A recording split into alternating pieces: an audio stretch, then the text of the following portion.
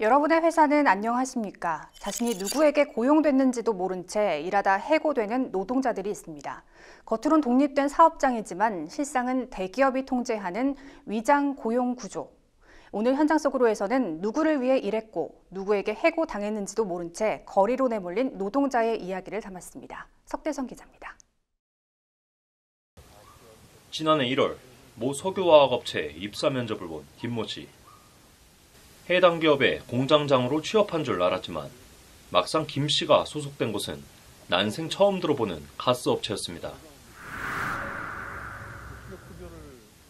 5인 미만, 5인 이상 그런 개념 자체가 없었고 저는 이게 신규 사업팀에서 이제 이 업무를 진행한다 그래서 이게 뭐라고 저는 생각을 했습니다.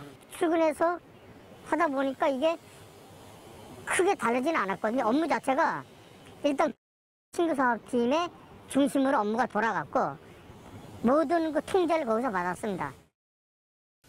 인사, 노무, 관리, 재무, 회계 모두 K사 관리를 받던 김 씨의 회사. K사가 주관하던 프로젝트가 막바지에 다다랐던 때 김 씨는 돌연 해고 통보를 받습니다. 쉬는 날도 없이 일했지만 누구 하나 책임지지 않았습니다. 제가 퇴사 시기에 건설이 완료된 건 아닌데 모든 주요 설비가 좀 더 입고가 돼서 세팅이 된 상태였습니다.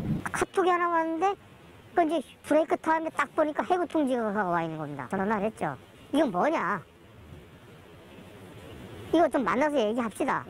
이게 내가 내용을 알아야 되는 거 아니니까 만나주지 않겠다고 하는 겁니다. 다음날 월요일에 찾아갔습니다. 마찬가지였어요. 이따가 그냥 쫓겨나왔어요.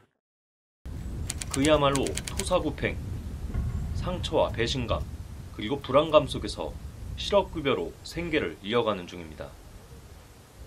제가 하는 업무를 대체할 인력이 없어서 저는 여름 휴가도 만나버렸고 각종 공휴일, 해고되기 시점 전까지도 토요일, 일요일 계속 나와서 근무를 했습니다. 사실 그냥 멘붕인 상태, 멘붕이라고 하죠. 해고된 이후 불면증도 생기고 편두통도 생기고 우리가 정신과 치료를 받아야 되나 하는 싶을 정도로 지금 고통이 상당합니다. 이렇게 사업장을 5인 미만으로 쪼개거나 프리랜서를 고용하는 방식 등으로 위장한 사업장은 전국적으로 14만 5천 곳, 10년 전에 비해 380%나 증가했다는 분석입니다. 5인 미만 사업장은 부당해고 금지나 노동시간 제한, 직장 내 괴롭힘 금지 등 노동자로서 최소한으로 보장하는 근로기준법이 적용되지 않는 점을 노렸습니다. 외부 채용을 해야 되는데 그런 식으로 대기업이 직접 고용을 하면 해고가 어렵잖아요. 그러다 보니까 거의 이제 채용 공고나 아니면 실제 채용 과정은 대기업이 관여하거나 아니면 직접 수행을 하면서 사업체만 따로 내는 거예요. 근데 그 사업체의 대표는 뭐 회사의 부사장이기도 하고 아니면 뭐 인사과장이기도 하고 뭐 이런 식으로 이제 대표를 설정해 놓는데 심한 경우는 과장이 승진해서 바뀌면 여기 대표도 바뀌어요. 5인 미만 위장, 편법을 부추기는 행태도 만연합니다.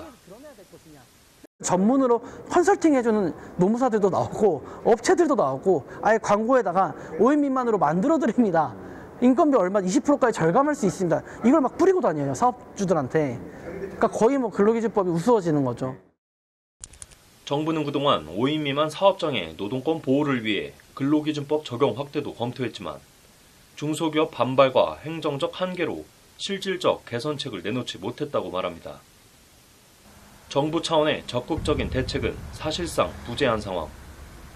고용노동부가 국세청으로부터 과세정보 등을 제공받아 의심 사업장을 추려야 하는데 법적 근거 미비를 이유로 국세청에서는 관련 자료 제공을 하지 않고 있습니다. 노동계 생각은 다릅니다. 당국이 의지만 있으면 현 체계 안에서도 위장 사업장을 충분히 적발하고 불법 고용 구조를 바로잡을 수 있다는 입장입니다. 사실 지금의 현행 법으로도 어느 정도 예방을 할 수가 있어요. 그러니까 근로감독이라는 게 있는데 그 근로감독은 이제 뭐 기획감독, 뭐 특별근로감독 이런 것들이 있습니다. 그렇게 해서 만약에 적발이 많이 되면 아 이렇게 위장하다가 내가 걸리고 망신당하고 손해를 보니까 위장을 안 해야겠다. 뭐 이런 이제 시그널을 줄 수가 있는데 2022년 상반기에 딱 한 번 그렇게 하고 나서 없습니다. 실제 지금의 법에서도 충분히 대응을 할 수 있는데 하지 않는 사례이기도 하고요. 일정 규모 이상의 사업장에 대한 정기조사도 제도화된 상황. 하지만 현실에선 이런 수단이 제대로 활용되지 않고 단속 역시 형식적이고 대부분 일회성에 그친다는 지적입니다. 자신이 누구에게 고용됐는지도 명확하지 않은 채 문자 한 통에 해고돼도 마땅히 항의하거나 권리도 주장 못하는 현실. 몇몇 기업의 일탈로 보기엔 이미 광범위하게 퍼졌습니다. 나와 같은 피해자가 계속 생길 수가 있겠구나. 정당한 이유 없이 해고된 근로자는 결국은 민법에 의존해서 민사소송을 통해서 권리를 구제받는 방법 말고는 없는데, 이는 또 근로기준법 23조나 24조가 적용되지 않아 소송을 결심하는 것이 어렵습니다. 제도의 사각지대에서 놀아나고 있는 노동이란 생존법. 노동의 가치를 제자리에 되돌릴 첫걸음을 떼야 할 시간입니다. 법률방송 석대성입니다.